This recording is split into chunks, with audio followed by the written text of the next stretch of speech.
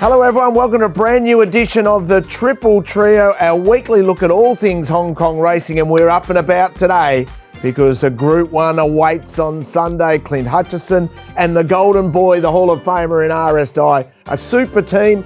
Hutch Buster, good to see you. Good to see you too, Richo. Really looking forward to this Champions and Chater. It can be, in years gone by, a race that probably lacks a little bit of depth, but Romantic Warrior taking part, of course, clashing with Straight Aaron and Russian Emperor completing, I think, the main spearhead of chances in what should be a really good edition of the race. I've been lighting candles all week, making sure that our great friend is feeling a little better. How are you, Golden Boy?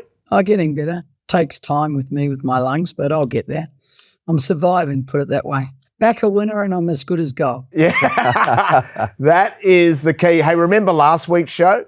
We absolutely love this build-up that Hutch gave us. He said, hey, A, I can't wait to bet on this card. And then B, he delivered something about race 2. There's also another interesting race, but there's a few that have trialled well in the 1,000-metre contest, and there could be a very smart horse there in that race. So I think it's going to be a meeting where we'll throw up some future stars potentially. Let me guess, Hutchie's Honkers? Get to the website. But Dream Winner has been well supported here. He's not going to start the favourite, but he is going to win on debut, and he's going to win by a big space. Dream Winner won it by about 6 lengths. Amazing Rocky second. Old team. Hutch, absolutely brilliant and smashed late in betting. And ran some time. There was a tailwind, of course, which you've got to take into account as well with the time 55.1, but you've still got to be exceptional, and you could compare to the other 1,000-metre race of the day. He's something special. I've got it down as one of the best individual newcomer or debutant performance of the season. Rated very similarly to what Nervous Witness did a couple of years back. So he's an exciting prospect. Yeah, looking forward to seeing where he goes into the future. So we saw speed there. Is that going to be his lot in life? It's interesting. And as a consequence, wanted to take a look at Group 1 Goldmine with all the analysis that they do around statistics and algorithms. Look, he's obviously got the out Rory's Chester line in him, crossing with the Dan Zero. So the pedigree, it's sound. You wouldn't say this is an outstanding pedigree, but we know he can run. And in terms of the distance analysis, this is what I was really more so interested in. So 12 to 1,400 should be the sweet spot for him, that Lonhro line coming through. But I'm not sure what you thought, Shane, just looking at the way that he's performed there. I mean, he's got a big stride. The 1,000 was no issue. You'd imagine 1,200 will be the same, but he might be one that'll get up to 1,400. I always say times don't lie, and he ran the time.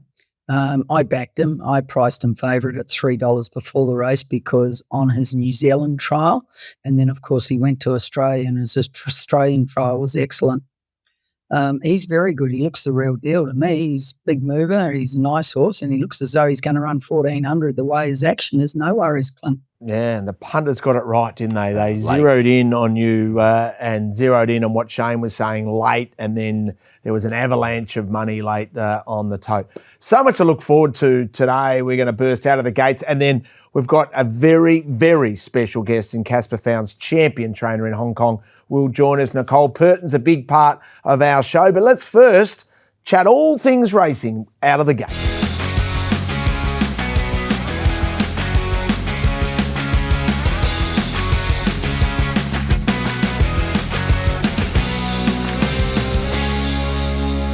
As we burst out of the gates, I'll start with you, Golden Boy, because a young jockey in good form in Cha Tin, the Poon Train with a treble. Rode well, didn't he? And had a few winners. I'm sure one will come up here on the TV soon. Yeah, Pakistan friend. He made the running on him, Shane. He seemed to go pretty well. Yeah, there was no pace in the race, and he backed up his win from the other day, and he just dictated in front and kicked. He was too strong. Good win. Hutchie's Honker selection there, a little unit on that was a nice result. He was over the odds on the tote early, wasn't he? $26 for a last start winner. But sometimes you get that when Zach Burton gets off them or can't ride and he's pre-booked. He wouldn't have been able to ride that horse anyway with the weight, but the market seems to overreact and then correct very late, and that was the case with Pakistan friend. The pros corrected late then, Clint. All the pros backed that horse because they knew he was going to be on pace, no weight, and 26 was wrong. What did he start, $10 or $11 or something? Yeah, I think he had it marked about 11. I think he started about that. The computer teams corrected the market. Yeah, so the Poon Train gets a treble there, and that was a terrific win. Hey, remember last week, so we've reflected on your brilliance. I don't know what I'm bringing to the table, but RS Dye is bringing a lot to the table because he was intoxicated about Mickey D. Okay, this is what I think. He's as good as what I've seen as James McDonald in Group 1 races the past 12 months, and I watched them all. And you've got to remember, he's not riding favourites in Group 1s, No. right? He's on the second, third stringers. But what I'm seeing in Group 1s is he's as good as anyone in Australia in Group 1s. Another award's bursting through late. Another award is after Royal Merchant. Another award, Royal Merchant. Royal Merchant just in the Goodwood. Starry Night's coming. He's only a length away. He's been lifted by Mickey D now. Starry Night over the top. Here's a win. Mick D on the board. Race set number 2 tonight in his first ride at Happy Valley. Starry Night. Brilliant, and you've identified it, Shane. So he leaves Australia with 6 wins at Group 1 level for the season, sits second behind James McDonald, and there's only 6 Group 1s to go. So J-Mac will be winning there. But then Mickey D does what you did, Shane, and also Luke Curry. First ride in Hong Kong, bang, delivers a winner. Yeah, I won on one of David Hayes' 2,000-metre race up the straight. Horse called Spot On. Geez, that's a long time ago. Year 2000, 23 years ago.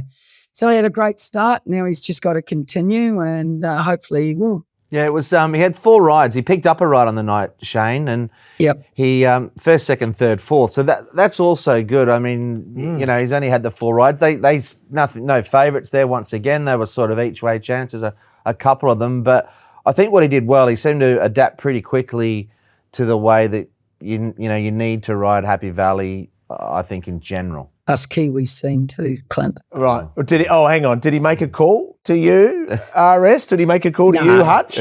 No, I don't know. Did you get any? Did he ask you? I spoke to Mick before he left and gave him a couple of pointers. Well, usually the advice that Shane gives them all. Yeah. So, I mean, actually, Sight Hero, I'm sure David Hayes would have, he's a bit one-dimensional, that horse, but I like what he did on Sight Hero, Shane. He sort of cut the corner or gave him a bit of just a patient ride, but, went back up the inside there. I thought it was a nice ride because a lot of riders might have been tempted to sort of go around them. Another 2 stride wins, Clint, but you can't go around them. It's just too hard. And you're not going to win every time riding like that, but you're going to win more races than you're going to lose by riding like that. And he gave it a good ride. Another couple of strides, wins. Lyle Hewitson with a double, so he continues. So he rode well at Happy Valley. One thing we have seen, Shane, in the last couple of weeks, and this was a nice ride from Lyle, another result for us. Fortunately, it was an on-pace track again. The last 2 Happy Valley meetings, Shane, have really had a pattern. I know there's been the odd ones that have made ground from back in the field, but gee, there's been a pronounced bias really suiting those horses on speed. When you're doing the form, when I'm betting on the night, I'm just ruling out everything back, even if they've got a chance. You just can't back them. It's just too hard to make up ground there at present. And also we're getting wet tracks at Chartres in the last 2 or 3 weeks, and that's throwing the form out a little bit. So it's been a little bit difficult to bet at present, but at Happy Valley at present, you just want to be on leaders and on pace horses, and the market's correcting to that also. The computer teams, they're just backing every leader. They don't care whether they're going good or bad. They just want to be on them. Yeah, and they've identified it early, and that's the key to it, identifying it early. An update in regards to the championship from a jockey and training point of view. So John Size from Frankie Law, he leads by 8 at the moment. Caspar Fownes, our special guest with 45 wins, has once again had a terrific season. Zach on 138. Vincent Ho sits in silver, and Huey Bowman has got his hands on the bronze medal at the moment, or can Karis Teeton fight back? So at the moment, Zach on 138, and we calculated last week he needs at least 2 winners every meeting we have in Hong Kong. Yeah. That might start to boost up a little bit. It might be 2 point. Yeah, it is now. I think, he's had a couple of meetings where he hasn't had the haul he wanted. And part of that reason, I think he's had a good book going in, but it's probably been the patterns that we've seen, like at Happy Valley Leaders and outside of that also those wet tracks that Shane mentioned. And that's what happens at the end of the season. You sometimes can't keep that momentum going. Yeah, okay, let's find out. Zach's been drawing bad, boys, at Happy Valley. The other night he had shocking draws. Don't worry, he'll get close. If he doesn't get suspended, trust me on this, he'll be there with a day or 2 to go within about 4 wins. Yeah. He just needs one good day And he can have one good day. And when he has one good day, he'll be back on track. He's not going to be far away from that record. But if he gets suspended, he's gone. It's over. It's finished. And it might be on Sunday because he has some sort of amount in our feature. More on that later on in the show. Let's find out who was sweet in defeat. They're off. And Sugar missed the start by 4 lengths. Then Dublin Star. Sugar fast buck, smart leader. Oversubscribed, lunges at the post, missed. Sugar, that's a sweet win for Alfie Chad. On the triple trio, our black booker is called Sweet in Defeat. The Sid file. Hutch, who jumped in?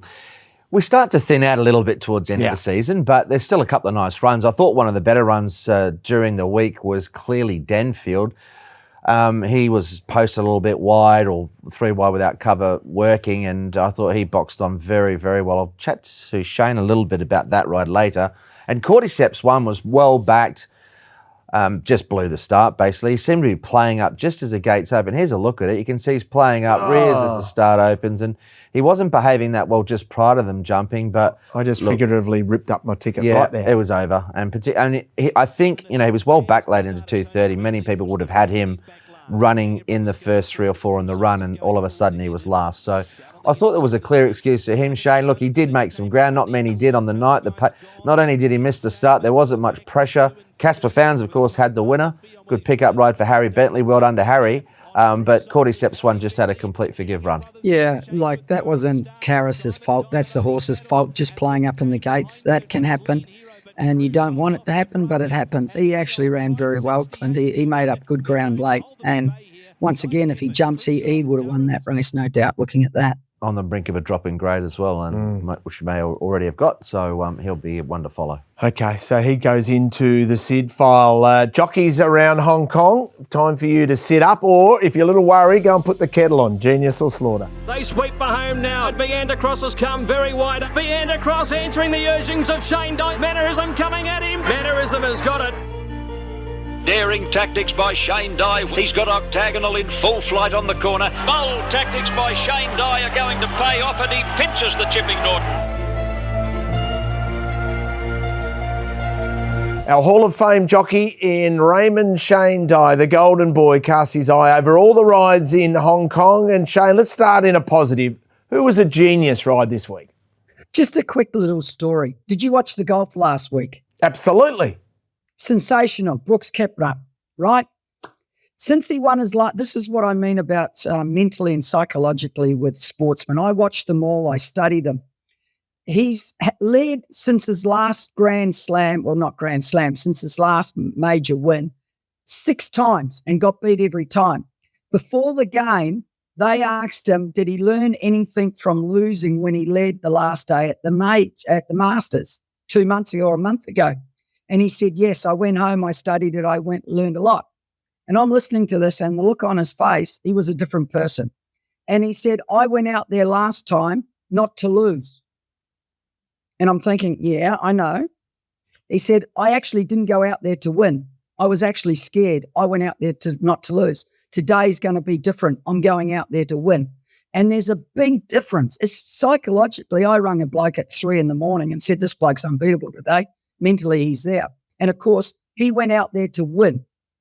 He didn't play it safe. This is a ride coming up very similar like that. Great analogy. So Lyle Hewitson. It's about going out there to do something different. So this horse gets beat, but he went out there to win the race. He didn't go out there to lose the race. He went out there to win it. It got beat. He led on it, and he tried something different. The track's wet, and he went at about the 800, which you got to do. Because if you go at the 800, I know some stewards think you're going too far from home, and people are going to say, if he had waited to the 600, he would have won. That's a load of rubbish. Because if you wait to the 600, the back markers come into the race and they've done no work on a wet track. By going where he did, the back markers all of a sudden had no hope in the world of winning. It was physically and time-wise impossible to win. And you watch him clicker him up here to a 22-2 from the 800 to the 4.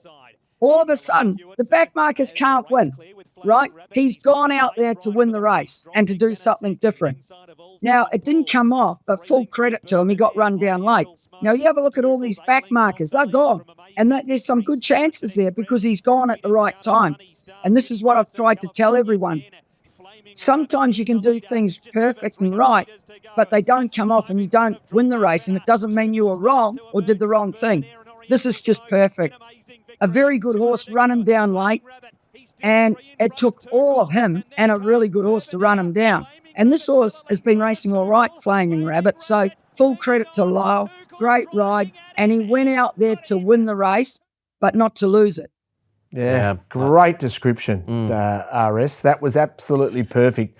He just missed, but by gee, it was daring. Yeah, and I think not only with that, what Shane's saying, I agree wholeheartedly. You know, sometimes as well, he doesn't know what's going on behind him. You just need Tuchel, who won the race, to be held up and the jockeys around him not to make a move, and you get that length or two, and it makes the difference. So, no, I fully applaud that. I thought it was a daring ride. He's very good on leaders generally, Lyle. And I love that analysis of the 8 to the 4. Put them in the hurt locker. You saw them all physically off the bit, didn't you? All the jockeys going, hey, we've got to go. We're going to go. We're going to miss the train here otherwise. But that was absolutely brilliant and well described, Golden. Now, what about anyone wouldn't mind having their time again with a little slaughter?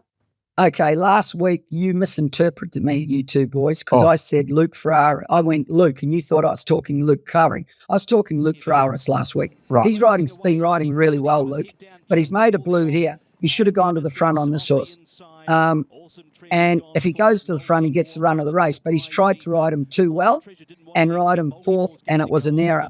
Luke will go back and watch that, and he'll correct. I think Luke is a jockey who's going to keep improving, and he's learning all the time, and he's put on a lot of good rides lately.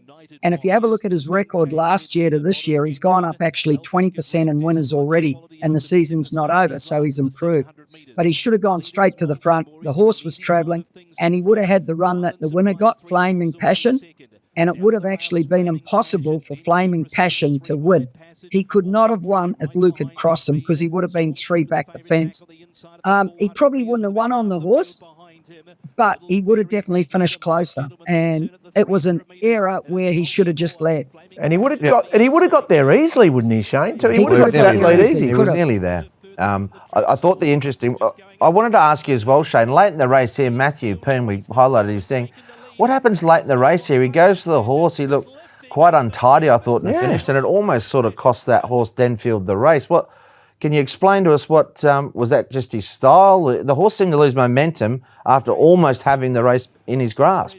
He looked as though he lost a bit of a rein, and he ran in, and he had to get the stick into his right hand, and the horse ran it. Denfield looked home for all money. He looked as though, but the other horse on the fence, and it seemed to be a leader's track with the right run, kick back.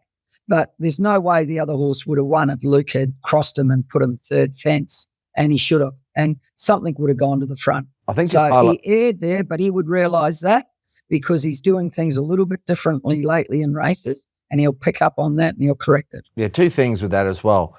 He may have had instructions to take a set as well, which is sometimes we don't get that. But irrespective of that, when he jump out for mine, he digs Awesome Treasure. He's almost 0.9 of a length clear. You just go across on a track which you know is leaders as well.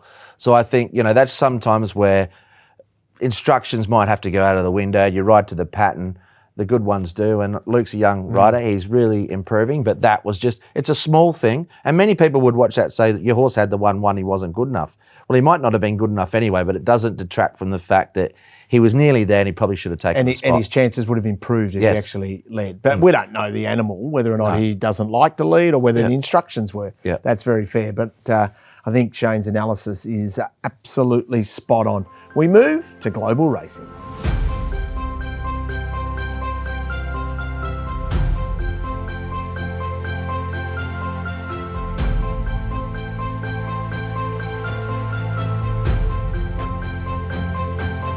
Let's talk the world of racing through global racing, and we follow it all through the World Pool, and the World Pool was betting into the Lockinge meeting, and we referenced that last week. Gee, he's a good horse, this Godolphin horse called Modern Games. What he is, he's just a dead set winner.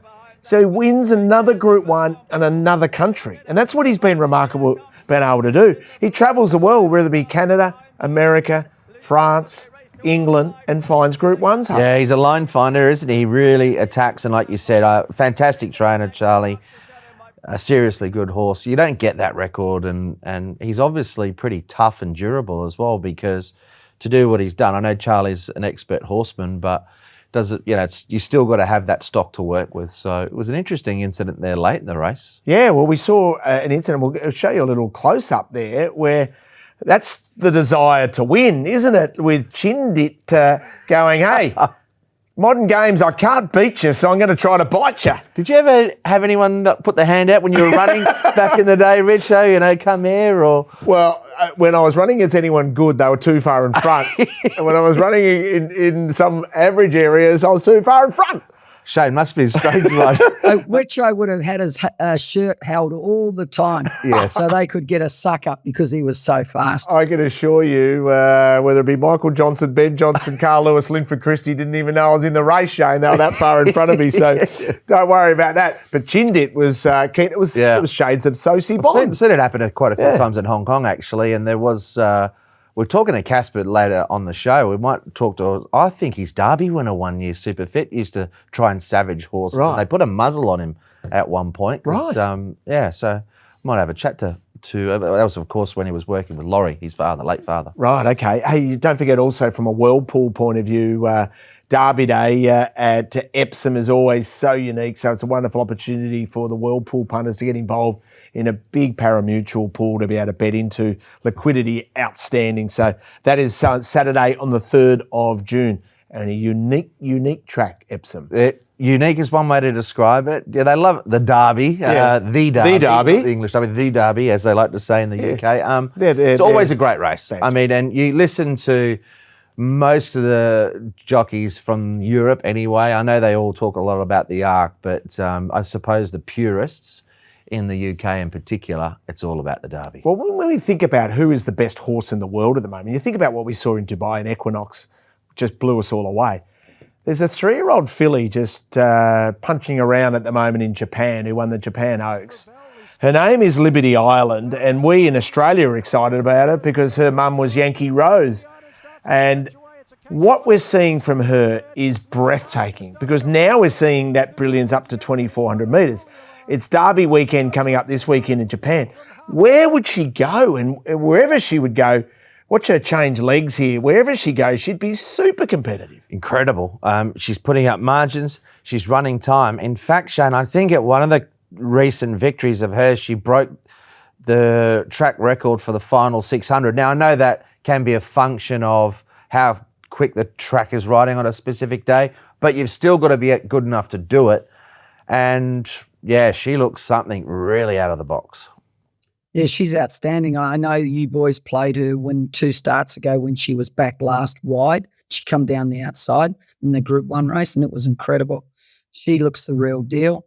It's amazing their breeding system over there. They're just breeding so well. They're buying the best mares, the best stallions, and their horses are dominating around the world also. I suppose we've got to take a little bit of heart from an Australian point of view. I mean, I know it's hard because you get a horse like Yankee Rose who was so well performed.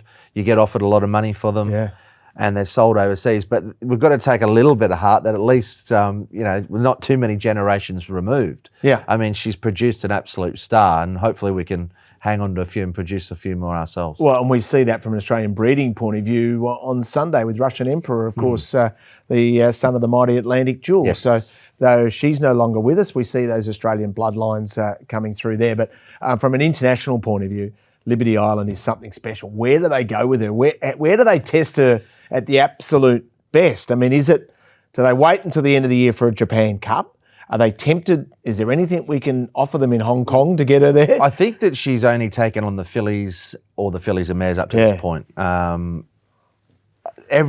all want to win the Arc, whether or not they decide to go, who knows? Yeah, whether she can handle a wet track's the other big issue. Let's get the inside running for a Group 1 race day with Nicole Purton.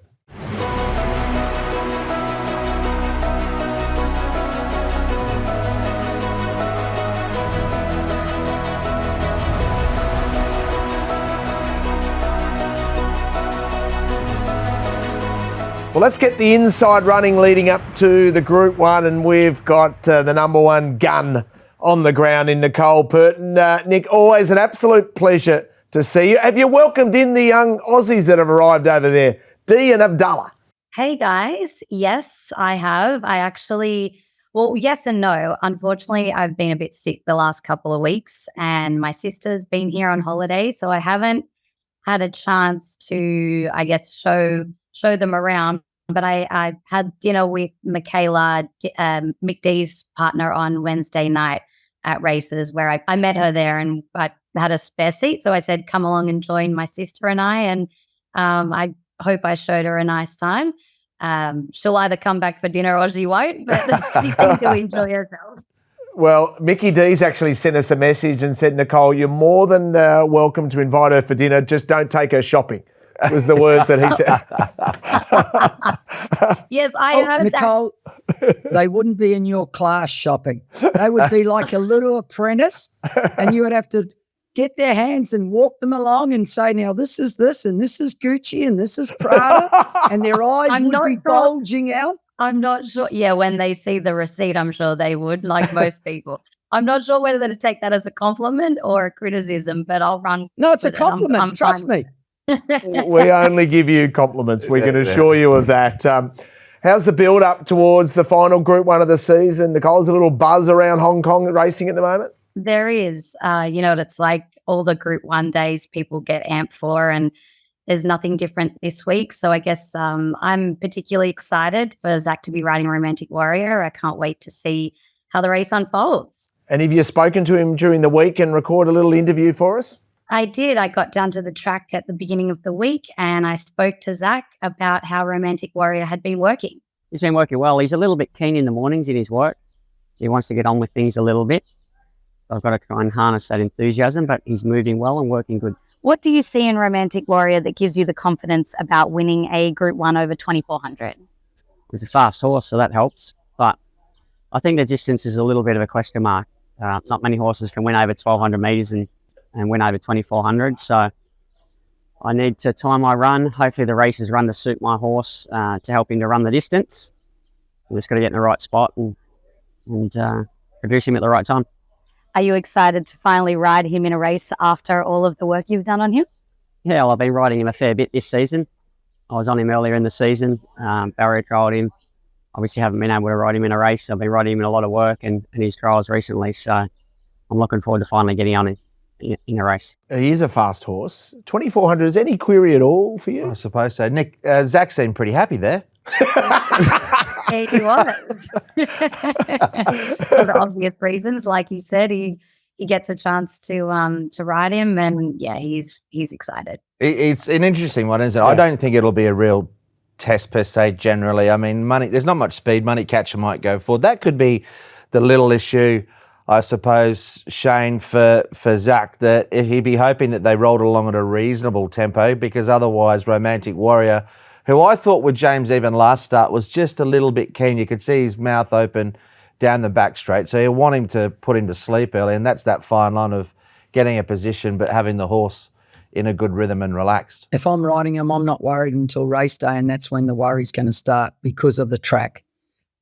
Is it a wet track? The last 2 Saturdays it's rained there and the track has been really wet. He does not want that at all.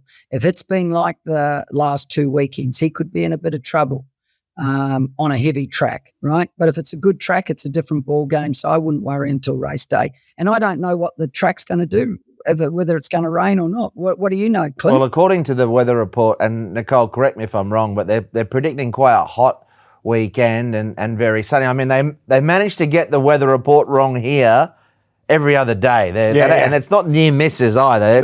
It's won't rain and it's a deluge. So is it going to be fine on the weekend? I believe that's the case in Hong Kong. It's meant to, and I agree with you, Clint. Usually they're spot on, but we took a boat out yesterday and the weather was meant to be perfect and it was not. So it's been raining this morning. I'm just looking out the window now. It's stopped for now. But it's meant to be boiling on Monday. I know that. So hopefully it's sunny, but I guess we're just going to have to wait till race day to really see. Hey, Shane, just a quick one on tactics. If there's a slightest query on Romantic Warrior at 2,400 metres, is there any horse in the race that if you were riding, you'd say, you know what, I'm going to chance my arm, I'm going to try to win, and I'm going to make it a really genuine 24? Well, they're not good enough. A horse like Natural Storm, he's just not in the same rating or class, but he'll stay all day. Horses like that, 5G Patch, but they're better off the pace. Not really. The one that could put the pressure on a little bit for home, but he did weaken once in the Hong Kong Cup, was Russian Empire. His run was really good the other day. This isn't a match race, this race. He stands out, and then it's the rest. And it's just a matter whether he runs the 2400. And Zach wouldn't be worried about any other horse in the race. He's got one objective in the race and only one, and that's to get him to relax early and not worry about any other horse. And I'm sure he will. If he relaxes, that he's done his job.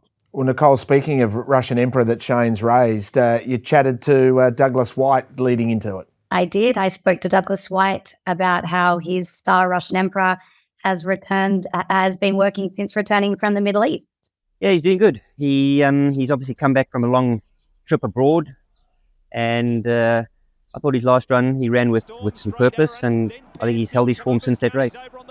As you mentioned, he's done a bit of travelling to Saudi and Dubai.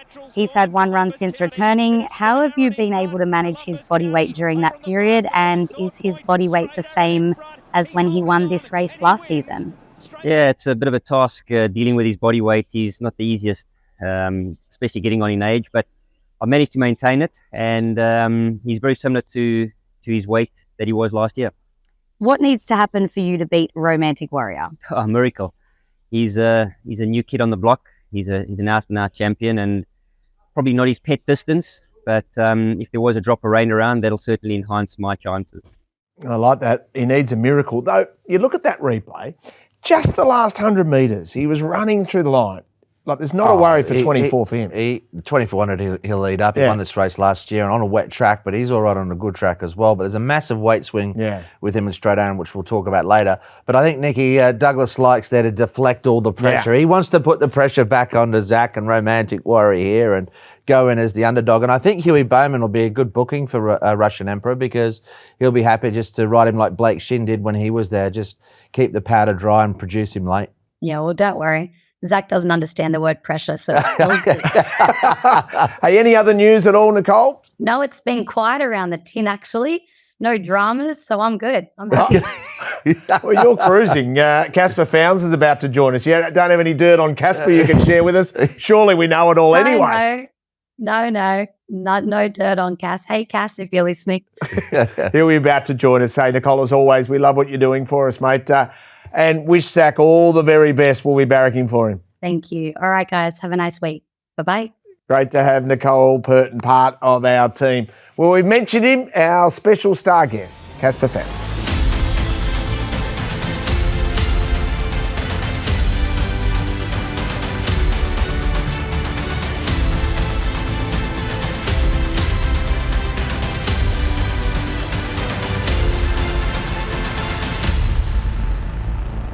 We're going to add some star power, and Legend Alert joins us live, free and fabulous from Hong Kong. We speak about Caspar Fownes. In the background, he's got Follow Your Dreams on a poster. We're following our dreams by having him on the show. Cass, great to have you as part of it. Thank you so much, boys. Always a pleasure to be with you guys.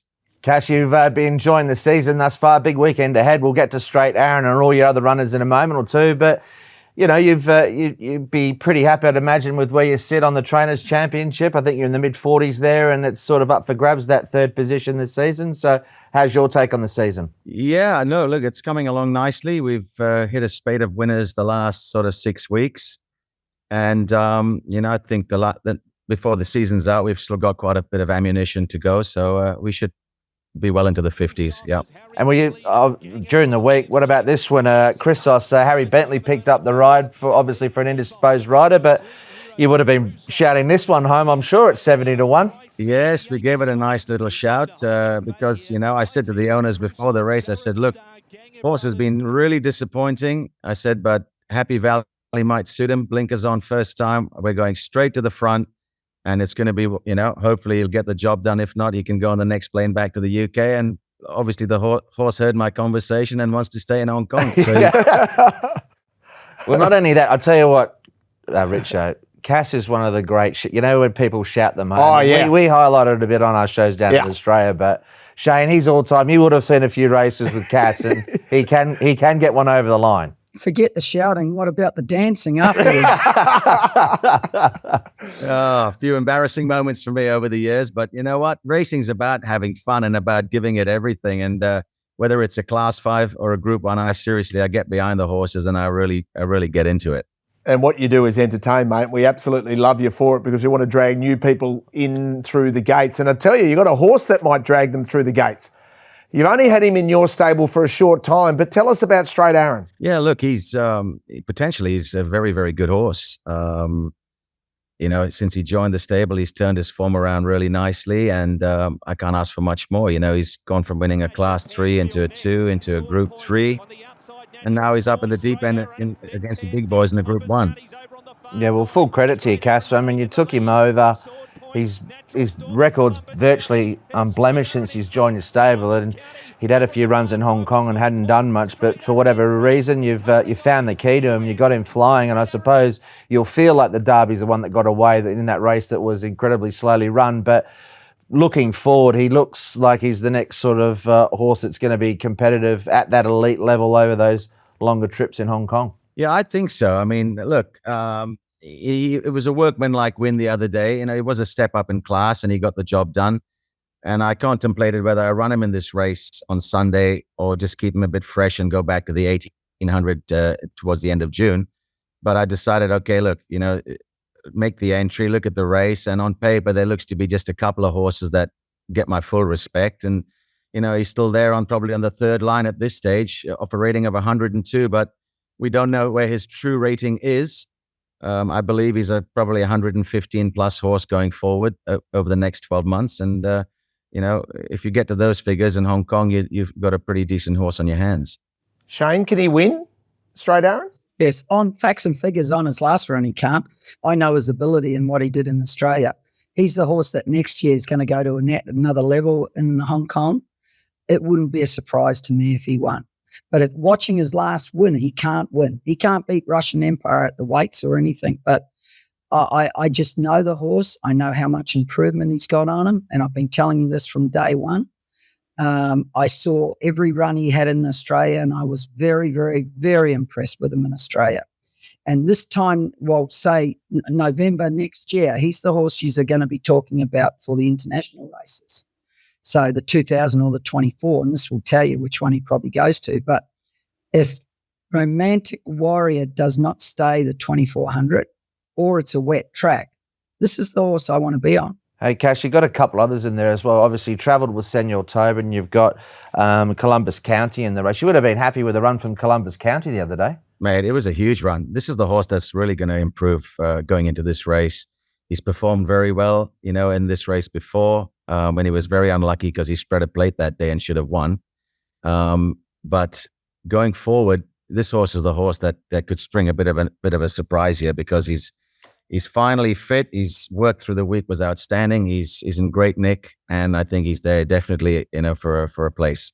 And what about your old grey marvel, Senor Toba? Mate, he's been disappointing, but he's been plagued with mucus for some reason. It's coming from inflammation, so there's some triggers that are just getting to him that's causing that. So we've sent him to China for 2.5, 3 weeks prior to this race, and we're just hoping that'll be a winning move to get him back on track to where he's going to be competitive, Yeah, well, he's been a great servant for the stable, and you've got a couple of nice runners there for sure, Cass. And I want to talk about one other runner on the day as well, and it's owned by a star. You don't get too many that are bigger stars than Caspar, but he's got an owner who in Hong Kong is one of the big stars of Hong Kong, and of course it's Aaron Kwok, and he's massive, and got a horse called Dancing Code, Cass. So the usual crowd will be there on the day, I'm sure, following Aaron around, and used to be actually, Richo, just for a bit of background, he was one member in 1 year at Sha Tin with Kate Winslet as the representative for Longines, etc. So he's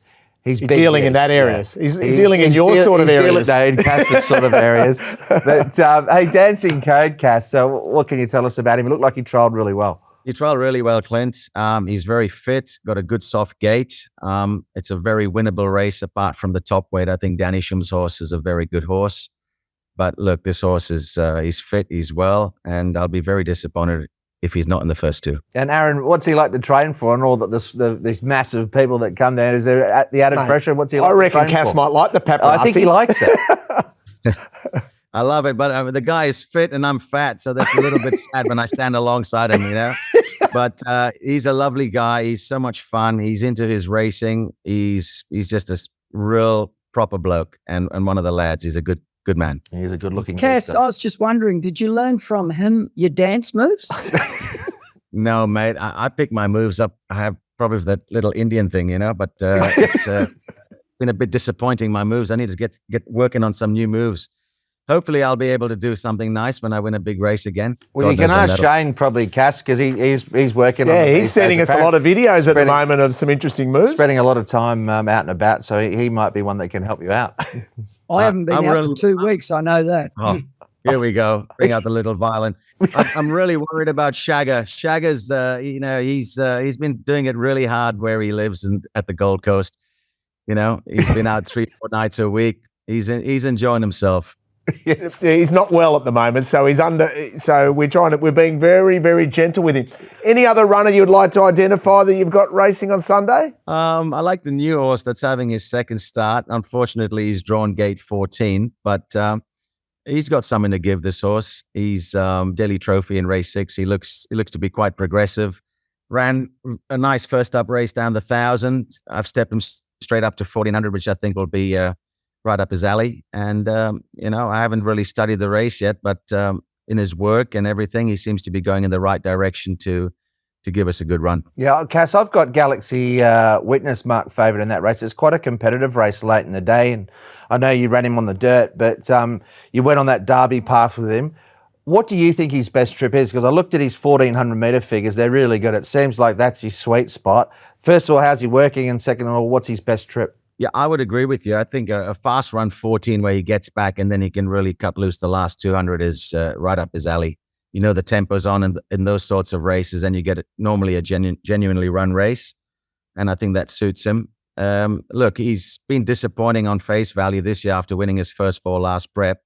But I think he's a horse that he's got what it takes to get a win for us before the season's out. Yeah, and you've really turned around Packing Hurricane as well. What's been the turnaround with him at his last 2 Cass? Has it just been those back-to-back wins, just stepping him up in trip? Yeah, stepping him up in trip's been the key. He was very unlucky to start prior to his last 2 wins as well. So he put the writing on the board to say he's coming into good form. And again, look, mate, he's a very lightly framed horse, but he's a nice staying type. And these sort of horses you'll have a bit of fun with in Hong Kong because, the races never fill up over the longer distance races. It's only 8 runners here. So again, he gets his chance to hopefully go 3 in a row.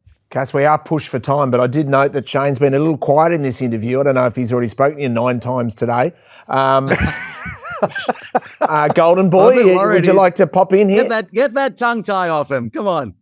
Galaxy Witness is finally back to his right distance instead of running wrong distances, which I've been telling him for a year.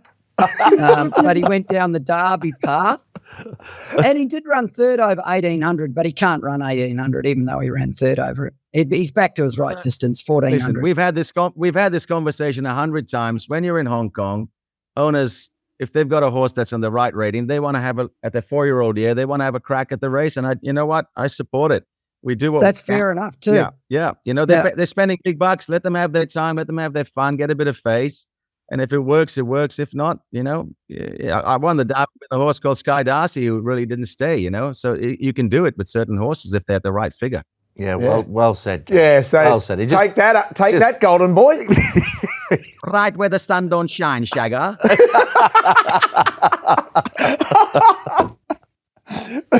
Oh, mate, he's just coughing up. He's got the cough now. Mate, you've got him speechless. This is one of the great moments.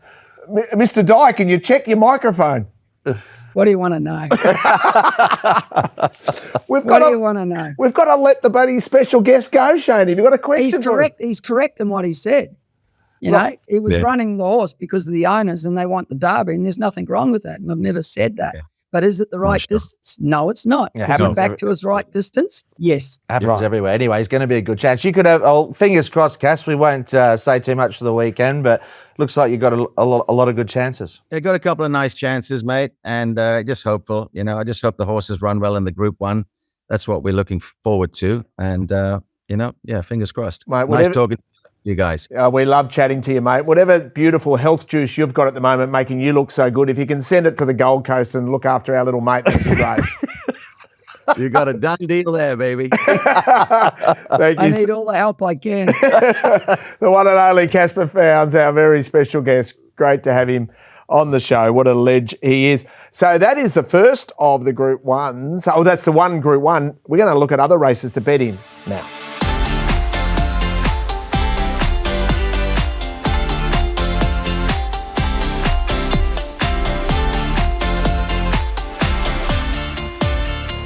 Let's analyse some other good races on Sunday at Sha Tin. What a horse Vengeance of Rain was. A race named in his honour is race number 9. Take us through the field. Yes, he was an absolute superstar, wasn't he? Derby winner, won in Dubai as well for Del Pesh and Ferraris. Like this race, it's an interesting race. I think we spoke to Caspar Fownes already. He's got a great chance, I believe, with Galaxy Witness. But interestingly, Flagship Warrior also back in trip for David Hayes. And we've got Red Lion, who's bidding to win his 4th race at his last 5 starts. Look, this is Red Lion winning last start. Shane, completely different setup for him here. Back on top of the ground. He rises in weight. He's obviously a progressive horse. But he, interestingly, apart from this race, his other 2 wins earlier this season, the format of them hasn't worked out that well. The ratings are okay. I think this is a different setup for him on the weekend. And those horses that are getting a bit of weight off him might be able to sort of I think beat him anyway this time around. And Galaxy Witness has got a great chance in the race, and it sounds like you think that too. Yeah, he goes up 19 pounds, I think, Clint, the Red Lion, and he's got gate 10, so it's not going to be easy. 135 pounds, gate 10. He's got the ability. Wouldn't be a surprise if he won, but he's going to need luck. I'll tell you what was impressive the other day, and the form around all of his races is very strong. John Sayre's other runner. So that is Eremo. Oh, yeah, Eremo, who won on the all-weather. Dirt. The interesting part about this race is the pace. Yeah. There's hardly any of it. So Majestic Colour's going to go forward and he's going to be prominent in the run. But realistically, there's very, very little tempo in the race now. Sometimes that works out okay for those horses that have got a good turn of foot. I think like Flagship Warrior, perhaps Galaxy Witness, and Atali Bagil's another one that's trialled well recently. But no, my selection in the race will be Galaxy Witness. I'll have him on top. Yep. I think the Cornella in the race is actually Flagship Warrior for David Hayes. Trialled well with Vincent Ho. Of course, he's the horse that originated in SA, and they went on the Derby path as well. I'm not sure that was ideal for him, and Majestic Colour. So I thought 5 with 6 and 10 were the plays there. Okay, we move over to race number 10, the Oriental Express Handicap. And this is over 1,200 metres and it's a Class 3. Zach on Supreme Lucky, Huey's on Good Buddy, Mickey D in Solid Chalar. Yeah, not too many chances, I don't believe, in this. Now, we did make 80 Light Years number 7 a horse to follow in our SID file. On the back of that effort behind Reward Smile, who's run well since. Supreme Lucky also came out of that race. One thing I didn't like here, Shane, you'll see his tail swish a couple of times when he gets reminders. So I just want to wait and see him one more time. And I think Supreme Lucky with Zach on, even though he's drawn wide, might be able to have the measure of him again. I do. I think Supreme Lucky wins from Dancing Code. Poor Zach, he's getting wide barriers all the time the last few meetings. He just needs a few good gates. He sat 4 wide more or less the whole race, and kept going. So he's going to be very hard to beat looking at this Supreme Lucky. He'll be forward in the race for sure. I don't think it's an overly strong race. Clint, there's not many that stand out. No, my play and the horse that I've got my favourite is Dancing Code, marginally over Supreme Lucky. Dancing Code trial well, good debut behind Pleasant Endeavour. Format of that race has been okay, but it's just the barrier and the map. He should land on the back of the speed. I think Zach's going to probably go. I think he'd be a bit more conservative than Matthew Poon's been, but Supreme Lucky is the principal danger. And outside of that, I thought that the Good Buddy could run a bit of a race back in trip as well. So that's Class 3, 1,200 metres. We move to the last. We need to blast out in race number 8. Zach Purton on Helene Feeling, Huey on Capital Legend, Mickey D, who we've been talking about, Never Too Soon. Vincent Ho on podium. Wow, this is a tough way to finish the card. The race number 11. A lot of these have intertwining form lines. We've got, Ching, Happy Together, horses that have been competing. We've got War Weapon coming through that Universal Horizon form with a couple of others. It's another race, interestingly as well, where there's not a lot of speed. Now, here's a couple to highlight. Obviously, Powerful Wings is racing well. We've got Ching in there. I think he's probably on his mark, but he doesn't have a lot to find. The barriers are going to make it tough for him. The Best Peach, he won this race. But for mine, once again, Zach Purton's on the interesting runner here, Helene Feeling, who comes from Happy Valley in 2 starts. Now, Shane, I was disappointed on this night. We won on him second up. We followed up with him last start when Winning Dragon out-muscled him late, really, more than anything. What did you make of this run? I thought he had every possible. He had every chance. So Zach gave him a very, very good ride. This race, it's a matter of what gets the best run wins it, because they're also, you can make a case for 6 or 7 horses. Even Run Buddy from gate 3, he's going to get a very, very soft lead here. And he's one that could kick off a soft lead. And he's been a bit weak in a couple of races, but this race here sets up a lot better for him. He's not the worst.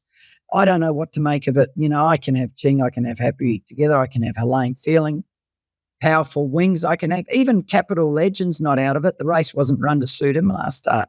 So there's a lot of chances in this race. Even War Weapon was on a wet track last start. Smiling Collector was ridden a bit close last start and didn't finish it off. He's better off 5th or 6th instead of being up 2nd or 3rd. And he's going to get a very good run from gate 4 looking at this. So I think it's a very, very open race, this Clint. I think from that lack of pace, Weapon drawn where he could run well. I mean, he might be a price in that final event. I think he's probably more of like a $10 chance. But there's another horse that we haven't mentioned, might fly under the radar a little bit. It's with Jamie Richards' stable as well. And it's a horse by the name of Casa Cosmo who, look, he's had 2 runs at Happy Valley since he was only beaten half a length in a key form reference behind Happy Together. So he could bounce back at a price. I mean, I'm not sure what he'll be on the tote. He'll probably be a fairly good price. So if you're playing quad, he sounds like a field. There are genuinely about 10 winning chances in this race. And as Shane said, they've taken the blinkers off him also. There's genuinely about 10 chances in the race. I mean, for the record, I'll be with Helene Feeling. I'm going to give him one more chance. He has had a trial since his last run, so I think he goes on. But it's a race I'll be happy to play others. You have to put Run Buddy in everything. Yep. That's number 8, just from that tempo, and he is in good form. And I think the value could more so be around Casa Como and War Weapon. Those are the horses that might be over the odds. Give us a best play a day? Or I mean, of course, everyone will be tuning in Hutchie's Honkers for a full analysis. There. I'm looking forward to the Group 1 race. I won't give a tip in that, but I think Galaxy Witness in with those others that I mentioned in the Cornell, and I think you could probably roll a couple of Caspers up. Dancing Code looks a great chance, and I think even early in the day, Packing Hurricane, so maybe go that way. Golden Boy? Packing Hurricane from gate 1 can win again. I'm just having a look. Lost Child went all right the other day. He won't get as far back, I don't think. He's not the worst Lost Child, but that's not an easy race. There's a couple of good chances in that. Packing Hurricane's in race 2, just so those that are following along at home. 2. I'll go because that horse of John Sias is in that race, Simple Hedge, and he goes all right. And I think 1,400 metres is going to help him. And I'm looking at Lost Child. Jesus, sorry. He's a chance, Lost Child. He's a good each way bet. There you go. Okay, Lost Child's a good each way play. Golden Boy, get well. Lots of rest, takes me time. Lots of water, plenty of medicine, and let's hope that you recover soon. Richo, you're still looking great, mate. He's buttering me up. He looks good too. He's buttering me up. He's going to give me one across the chops any minute. Mate, fantastic, Shane Dye, a wonderful part of our triple trio. Hutchie, good luck on the weekend. Don't forget, of course, Hutchie's Honkers. Hopefully you're watching us on 7 Plus or downloading it wherever you are in the world. And guess what? What? We get to do it all again next week. A final show of the season. Make sure you tune in.